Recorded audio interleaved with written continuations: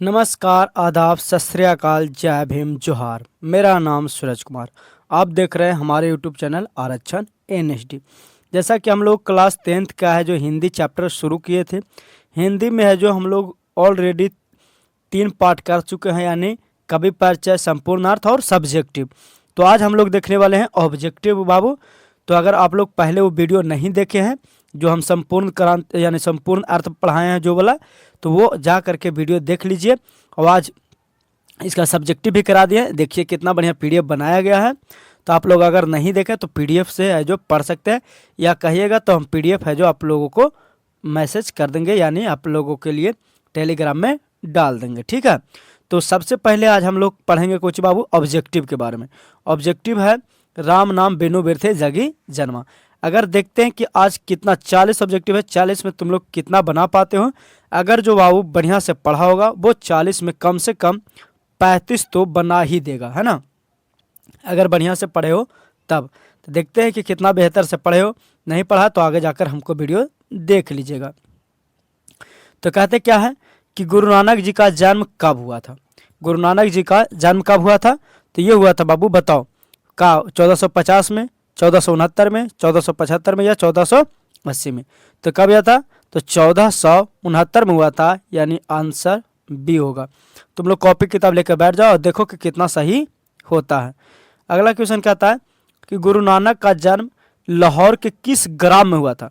मतलब गुरु नानक जी का जन्म तो लाहौर में हुआ था, अभी लाहौर कहाँ पड़ता है ये कमेंट में बताओ। और कहते हैं कि लाहौर के किस गांव में। तो लाहौर के किस गांव में हुआ था बाबू? तो तलवंडी ग्राम। कहाँ बाबू हुआ? तलवंडी ग्राम में हुआ था। ठीक है, आगे कहते हैं कि किसका जन्म स्थान नानकाना साहब कहलाता है। मतलब कि जिनका जन्म हुआ था वो कौन से व्यक्ति थे जिनका जन्म स्थान पर नानकाना साहब कहलाता है? तो वे थे कौन? गुरु नानक जी। कौन थे? गुरु नानक जी। अगर वीडियो अच्छा लगता है बाबू तो लाइक कीजिएगा, शेयर कीजिएगा अपने दोस्तों के पास, क्योंकि बाबू जो सब पढ़ाते हैं वही तो हम पढ़ाते हैं। बस ऐसा तो नहीं है कि हम सब पढ़ाता है गुरु नानक का हम पढ़ा देते हैं कालिदास, ऐसा तो नहीं है। हम पढ़ाते हैं तो शेयर भी कीजिएगा अपने दोस्तों के साथ।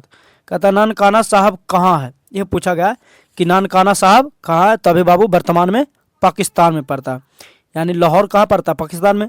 तो इसीलिए नानकाना साहब भी कहाँ होंगे? तो पाकिस्तान में होंगे। ठीक है, अगला क्वेश्चन कहता है सिख धर्म का परिवर्तन किसने किया। मतलब कि किस व्यक्ति ने है जो सिख धर्म में परिवर्तन किए। तो वे कौन थे? गुरु नानक जी। कौन थे? गुरु नानक जी। आगे क्वेश्चन कहता है कि गुरु नानक की पत्नी का नाम क्या था। गुरु नानक जी का पत्नी का नाम क्या था? सुलक्षणी, सुलोचना, सरला या सुलोचनी। तो कुछ बाबू था सुलक्षणी था। कुछ नाम था? सुलक्षणी थी। ठीक है, आगे कहते हैं कि गुरु नानक किस काल के कवि थे। गुरु नानक जी किस काल के कवि थे? तो ये थे भक्ति काल के कवि। किस काल के कवि थे बाबू? तो भक्ति काल के कवि थे। आगे कहते हैं कि राम नाम बिनु बिरथे जगी जन्मा, है ना। राम नाम बिनु बिरथे।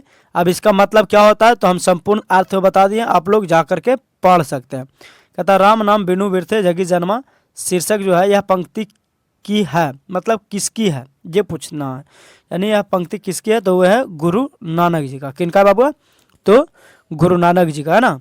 आगे कहते हैं कि गुरु नानक कौन थे। गुरु नानक कौन थे? तो ये सिखों का यानी प्रथम गुरु थे। सिखों का कौन सा गुरु थे?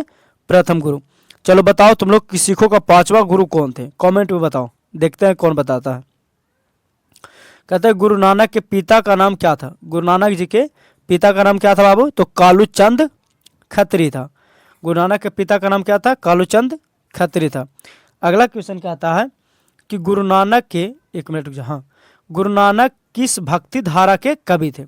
गुरु नानक तो भक्ति धारा के कवि थे, भक्ति काल के कवि थे, लेकिन कौन सा भक्ति करते थे? सगुण भक्ति या निर्गुण भक्ति। देखो दुइयों को भक्ति होता, चाहे तो सगुण होगा या तो निर्गुण होगा। सूफी धारा कुछ नहीं होता है, कृष्ण भक्ति धारा कुछ नहीं होता है, लेकिन मतलब इनके लिए कुछ नहीं है ना। तो कौन सा भक्ति धारा?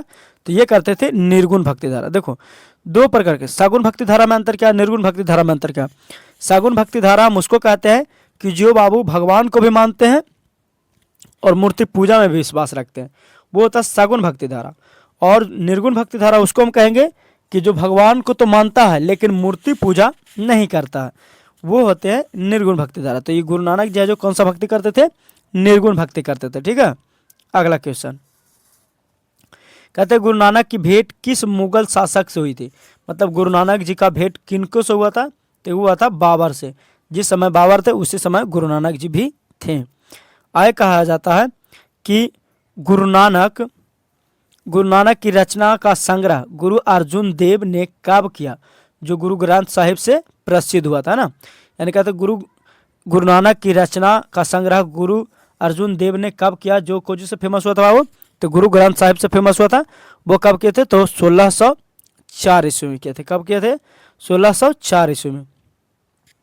आगे कहते हैं कि गुरु नानक की रचना है क्या, जप्पू जी, आशा दीवार, रहीरास या सोहिला या इनमें से सभी। तो इनमें से सभी है जो इनका है जो रचना है। यानी जप्पू जी भी है, आशा दीवार है, सोहिला है, रहीरास है, ये चारों है जो गुरु नानक की रचना है। आगे क्वेश्चन कहते हैं कि गुरु नानक के अनुसार गुरु कृपा कैसे नर पर होता है। मतलब कौन सा नर पर है जो गुरु का कृपा होता है। हम पढ़ाए हैं कि जो नर पे गुरु की कृपा हो जाता है उसे तीनों लोकों का रहस्य पता चल जाता है। अर्थात मतलब कह सकता है कि वे पुरुष बहुत दुनिया में तरक्की करता है अगर किसी को गुरु का हाथ पड़ गया तो, है ना। तो कहता है कि जो नर दुख में दुख नहीं मानता है, जो दुख सुख में उदासीन रहता है। मतलब कहता है कि जो नर दुख में दुख नहीं मानता, मतलब कि दुख रहते हुए भी दुख नहीं मानता, वो महान नर है। कहता है कि जो दुख सुख में उदासीन रहता है, मतलब दुख और सुख में दोनों में एक समान रहता है। जो कंचन और मिट्टी के भेदभाव नहीं समझता। मतलब कंचन मतलब सोना और मिट्टी तो जान ही रहा, मतलब कि किसी का सोना भी है तो उसके लिए मट्टी का समान है। ऐसा व्यक्ति को यानी उपयुक्त सभी यानी सभी जिनके पास होगा उन्हीं के पास गुरु का कृपा होता है ना। गुरु का कृपा उसी व्यक्ति के पास होता है जो हर समय न्यूट्रल रहता है, चाहे दुख रहे चाहे सुख रहे, वो विद्यार्थी सब कुछ में एक समान रहता है, उसी को पर गुरु की कृपा होती है। आगे कहते हैं कि नानक की दृष्टि में ब्राह्मण का निवास कहाँ होता है। यानी गुरु नानक जी के दृष्टि में ब्राह्मण का निवास कहाँ होता है। मतलब कि भगवान, ब्राह्मण मतलब भगवान, भगवान का निवास कहाँ होता है, किसके अनुसार, गुरु नानक जी के अनुसार। का मंदिर में होता है भगवान का निवास, नहीं। मस्जिद में मिलेंगे, नहीं। भगवान कभी बाबू मंदिर मस्जिद और कर्म कांड से नहीं मिलते हैं। भगवान मिलते हैं तो सच्चे हृदय में मिलते हैं। अगर तुम हमेशा सच्चे हो, तुम लोगों की मदद करते हो, तब भगवान तुम ही हो। भगवान मतलब तुम ही हो, तुम दूसरा का मदद किया तो उसके लिए तो तुम भगवान है ना। तो भगवान कहीं ढूंढने से नहीं मिलता, तुम अच्छे कर्म किया तो भगवान तुम ही हो। भगवान और दुनिया में कुछ होता नहीं है, भगवान तुम ही हो। ठीक है। कर्मकांड, कर्मकांड किसको कहते हैं। कर्मकांड मतलब कि हम गए मंदिर में और देखे कि माता जी सोना के सिकड़ी पहनले तो बोले चलो रे निकाल के चल दिए सोना रे, तो ये कर्म कांड ना बाबू, कर्म करने गया कांड हो गया, है ना। आगे कहते हैं कि राम नाम बिनु व्यर्थे जगी जन्मा किस पर बल देता है। राम नाम बिनु व्यर्थे जगी जन्मा किस पर बल देता है। मतलब है कि जो ये पंक्ति है वो किस पर है जो बताना चाहते हैं। बाहरी वेशभूषा को नहीं, कर्मकांड को नहीं, पूजा पाठ को नहीं, सच्चे हृदय से राम नाम के कीर्तन पर बल देता है। यानी इन्होंने कहते हैं कि देखो बाबू, बाहरी वेशभूषा क्या है वो छोड़ दो, कर्मकांड को छोड़ दो, कर्मकांड के साथ साथ पूजा पाठ तुम मत करो, लेकिन सच्चे हृदय से राम नाम का कीर्तन करो, भजन करो। कहो हे प्रभु सीताराम, जय श्री राम, राधे राधे, ऐसे करते बोलते रहो। बस एक सच्चा हृदय से बोलना चाहिए ना कि किसी के दबाव में, किसी के तुमको जैसे मान लें क्या खंड हो रहा और कोई कह रहे खंड बना काबे जिमी, किसी के दबाव में जा रहा है तो वो भक्ति करने से कोई फायदा नहीं है। हाँ, तुमको लालसा है अंदर से क्या खंड हो रहा था उसमें जाकर सहयोग करें, ना जरूरी कि 10 घंटा का 5 मिनट भगवान का नाम लिया वही बहुत है। तो ये कहते हैं कि जो भी काम होना चाहिए सच्चे हृदय से होना चाहिए। आगे कहते हैं रही रास किसकी रचना है। तो रही रास है गुरु नानक जी का, है ना। रही रास का मतलब होता है, रही रास का मतलब कुछ होता है, बताओ तुम लोग को हम बताए होंगे, कमेंट में बताओ तो देखते हैं कितना लोग को पता है। वाणी कब विष के सम्मान हो जाती है। वाणी कब विष के सम्मान हो जाती है। मतलब वाणी मतलब बोली, बोली है जो कब विष जैसा लगता है। तुम किसी व्यक्ति से अच्छा से नहीं बोलेगा तो वाणी है जो बनी खराब है ना लगेगा, सोचो तो कहता है कि राम नाम बिनु यानी राम नाम के बिना, तीर्थ यात्रा के बिना, ज्ञान के बिना, यानी इनमें से कोई नहीं। बताओ कि किसके बिना वाणी विष के समान होता है। राम नाम के बिना। राम नाम कहने का मतलब भगवान का नाम नहीं लेता तो तुम्हारा ये जो भगवान बोलती दिए हैं, जो जिससे तुम बोल रहा हो तो वो बोलना तो बेकार ही ना है। ऐसे बढ़िया तुम गूंगे रहता, जो भगवान का नाम नहीं ले रहे हैं, भगवान इतना अच्छा स्वर दिए हैं, काहेला भगवान का नाम लेने के लिए, तो नाम लो, ना कि तीर्थ यात्रा के लिए, ठीक है। आगे कहते हैं बीर्थे का अर्थ क्या होता है। बीर्थे का अर्थ व्यर्थ, बिना, अमृत या विष। बीर्थे का अर्थ होता है व्यर्थ, मतलब एक बाबू तुमको इस संसार में जन्म हुआ, भगवान का नाम ले लेता है तो तुम्हारे लिए व्यर्थ है। आगे कहते हैं कि कवि नानक ने किसके बिना जगत में यह जन्म व्यर्थ मानते हैं। मतलब कवि गुरु नानक जी जो है वो कहते हैं कि अगर बाबू व्यक्ति इस पृथ्वी पर जन्म लेता है और भगवान का नाम नहीं लेता है तो अब जन्म क्या है, व्यर्थ है। तो कहता है पूजा पाठ के लिए नहीं, तुम पूजा पाठ नहीं करेगा चलेगा। बाह्य अंडवार के लिए नहीं, नाम जप कीर्तन के लिए जी हाँ, नाम जप कीर्तन के लिए, कर्म कांड के लिए नहीं। तो नाम जप यानी नाम जप कहने का मतलब कि कभी कभी भगवान का नाम भी जपना चाहिए, भगवान का नाम लेना चाहिए, ठीक है। आगे कहते हैं गुरु नानक अर्जुन देव सिखों के केमा गुरु थे। ये पूछा गया है कि गुरु नानक सिखों के केमा गुरु थे, तो यही थे पांचवे गुरु, गुरु अर्जुन देव, है ना। आगे कहते हैं गुरु नानक अपने प्राण कब त्याग दिए थे। तो गुरु नानक अपना प्राण त्यागना मतलब कि गुरु नानक जी का मृत्यु कब हुआ था, तो 1539 में। बताओ कि किसके नाम लेते हुए कह रहे थे। चलो 23 के तुम लोग आंसर बताएगा लिख कर कि गुरु नानक है जो किसका नाम लेते हुए अपने प्राण को त्यागे थे।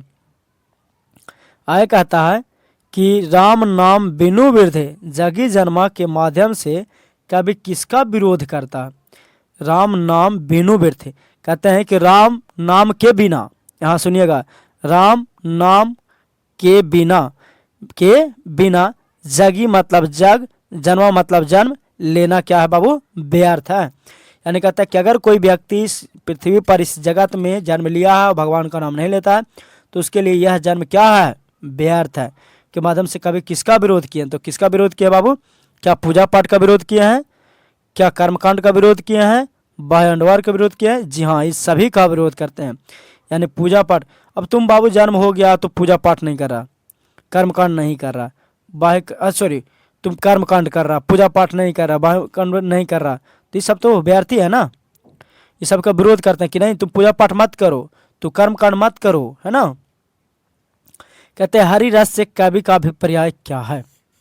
यानी हरि रस से कवि का क्या कहना है, मतलब कि तो ये कहते हैं राम नाम जप की। हरि रस का मतलब होता है राम का नाम जपना। कहते हैं कि हरि मतलब भगवान, रस मतलब उनके नाम का जाप करो, तबे संसार से दुनिया से तुम पार लगोगे। कहते हैं आगे कि किनकी रचनाओं का संग्रह गुरु ग्रंथ साहिब में, गुरु ग्रंथ के नाम से प्रसिद्ध हुआ। यानी कि गुरु ग्रंथ के नाम से कौन सा प्रसिद्ध हुआ था, तो गुरु अर्जुन देव के है जो प्रसिद्ध हुए थे। कब बाबू, 1604 ईस्वी में। कब, 1604 ईस्वी में। आगे कहते हैं कि इसके बिना प्राणी को मुक्ति नहीं मिलती। प्राणी मतलब मनुष्य, या फिर प्राणी मतलब कोई जीव भी कह सकता है। तो कहते हैं किनके बिना है जो प्राणी को मुक्ति नहीं मिलता। क्या मूर्ति पूजा के बिना नहीं है। ऐसा थोड़ी है कि मूर्ति का पूजा नहीं करेगा तो मनुष्य नहीं बचेगा, नहीं, ऐसा नहीं है। कर्मकांड के बिना नहीं, ऐसा भी नहीं है। का व्यक्ति कर्मकांड नहीं करेगा तो नहीं बचेगा। गुरु के ज्ञान के बिना, हाँ, इसके बिना व्यक्ति को मुक्ति कहीं मिलने वाला नहीं है। ना तो तीर्थ यात्रा, ना कर्मकांड और ना मूर्ति पूजा, किसके बिना मुक्ति नहीं मिलने वाला है, तो गुरु के ज्ञान के बिना। अगर कभी भी अगर किसी भी प्राणी को गुरु का ज्ञान नहीं है तो वो इस संसार से पार लग नहीं सकता। हर व्यक्ति को गुरु का ज्ञान होना चाहिए। और कहा जाता है कि प्रथम गुरु तो हमारी माँ ही होती है ना। ऐसा कहते हैं कि किसके बिना संसार में जन्म लेना व्यर्थ है। यानी अगर हम जन्म लिए हैं संसार में और वो काम नहीं कर रहा तो कौन सा काम है जो व्यर्थ माना जाता है। यश के बिना ना, दान पुण्य के बिना नहीं, तीर्थ यात्रा के बिना नहीं, भगवत नाम के बिना।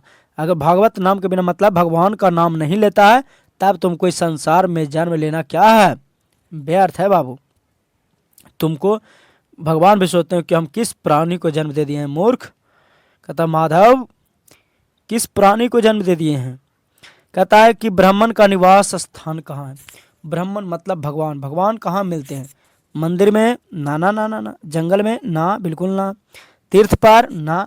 तीर्थ पर कहने का मतलब हम घूम लाए, बद्रीनाथ चले गए, अयोध्या चले गए, मथुरा चले गए, गोखला चले गए, खोज रहे हैं भगवान। कहाँ है भगवान? भगवान बाबू तुम्हारे हृदय में है। तुम किसी को 2 रुपया मदद किया, किसी को तुम हेल्प किया, तुम भाई बहन को इज्जत सम्मान किया, किसी अनजान लड़कियों को सम्मान किया, किसी को बचाया, वही तुम ही हो भगवान। भगवान दुनिया में नहीं है, भगवान तुम ही हो, है ना। कहते हैं कि महियल का मानक आधुनिक शब्द क्या है? महियल, महियल का मतलब क्या होता है? तो महियल का मतलब होता है धरती पर, यानी धरती पर जितने भी जीव है उसको महियल कह सकते हैं ना।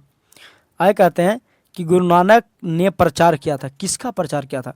का कर्मकांड के, कि बाबू लोग कर्मकांड किया करो, मंदिर में जाओ चोरी कर लो, किसी के घर पर जाओ कांड कर जाओ, मतलब घर पर गया देखा कि कोई नहीं है तो कांड कर दिया, है ना। तो ऐसा कहा। उसका का पूजा पाठ का प्रचार किए थे कि पूजा पाठ करो, ना ना ना। का सगुण भक्ति धारा का प्रचार किए थे, ना, यूँ नहीं किए थे। यूँ नहीं कहते थे कि तो भगवान को मानो, मूर्ति पूजा को एकदम भगवान को मूर्तियाँ को पकड़ के असुतल रहो, ऐसा नहीं है। ये किए थे निर्गुण भक्ति धारा का प्रचार। किसका? निर्गुण भक्ति धारा का। कहते हैं अगर वीडियो अच्छा थोड़ा सा भी लग रहा है तो लाइक कीजिएगा, शेयर कीजिएगा, चैनल को सब्सक्राइब जरूर कीजिएगा।